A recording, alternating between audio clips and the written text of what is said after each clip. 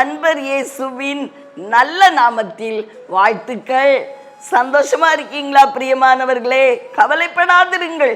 உலகம் எவ்வளவோ வேதனைக்குள்ளாய் காணப்பட்டாலும் கூட நம்ம அப்பா நம்மை பாதுகாக்க உண்மை உள்ளவர். இன்னைக்கும் உபாகமம் 32 அதிகாரம் 10வது வசனத்தை நாம் தியானிக்கலாம். பாழான நிலத்திலும் ஊளையிடுதல் உள்ள வெறுமையான அவாந்திர வெளியிலும் அவர் அவனை கண்டுபிடித்தார், அவனை நடத்தினார், அவனை உணர்த்தினார், அவனை தமது கண்மணியை போல காத்தருளினார். யார? யாக்கோபு என்கிற தேவனுடைய ஜனத்தை தேவன் இப்படியாய் நடத்தினாரா. அவனை முதலாவது என்ன செய்தாரா? கண்டுபிடிச்சாரா.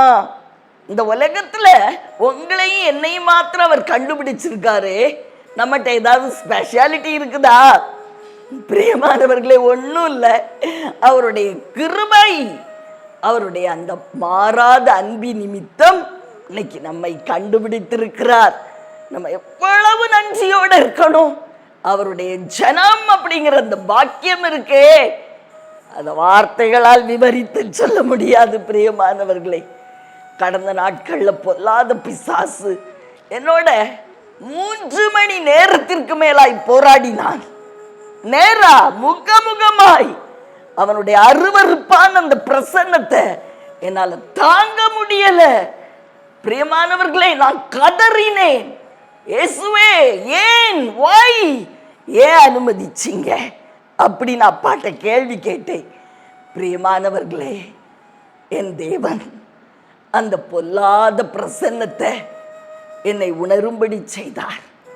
எத்தனை ஜனங்கள் இன்னைக்கு அவர் அறியாம இந்த இருள் அப்படிங்கிற அந்த பிசாசின் அந்தகார சக்திக்குள்ள மாட்டி தவித்து கொண்டிருக்கிறாங்க.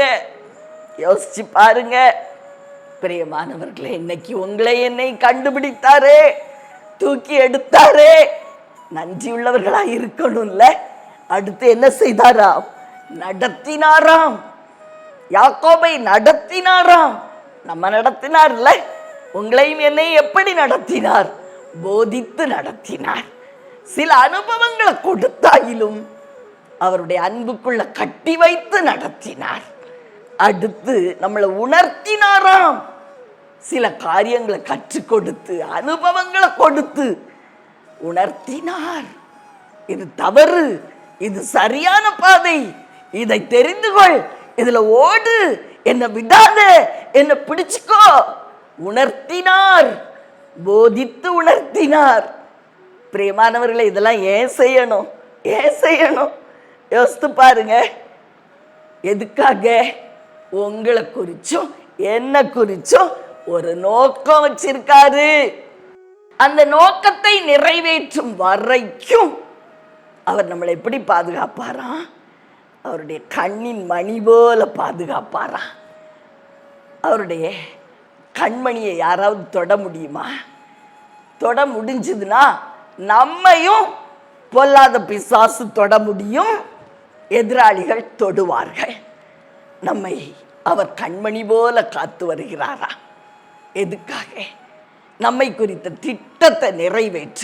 ஒவ்வொருத்தருக்கும் ஒவ்வொரு திட்டம் உண்டு. நம்ம சும்மா பிறக்கல, சும்மா அவர் நம்மை தெரிந்து கொள்ளவில்லை. உங்களை குறித்து ஒரு நோக்கம், என்ன குறித்து ஒரு நோக்கம். அதை நிறைவேற்றும் வரைக்கும் கண்ணின் மணி போல நம்மை காக்கிற அவருடைய அன்பை நினைச்சு அவருக்குள்ள நம்ம என்ன செய்யணும்? தங்கி இருக்கணும்.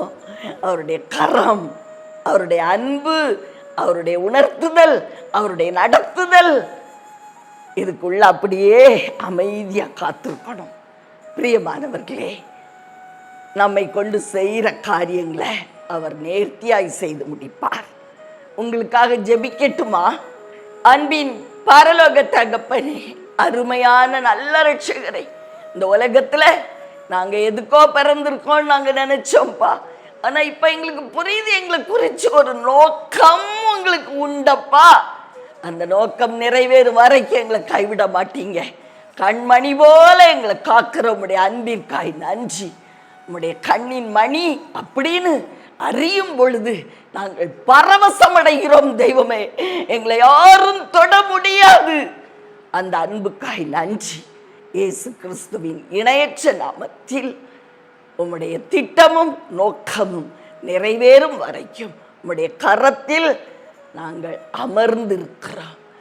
நல்ல பிதாவே, ஆமென்.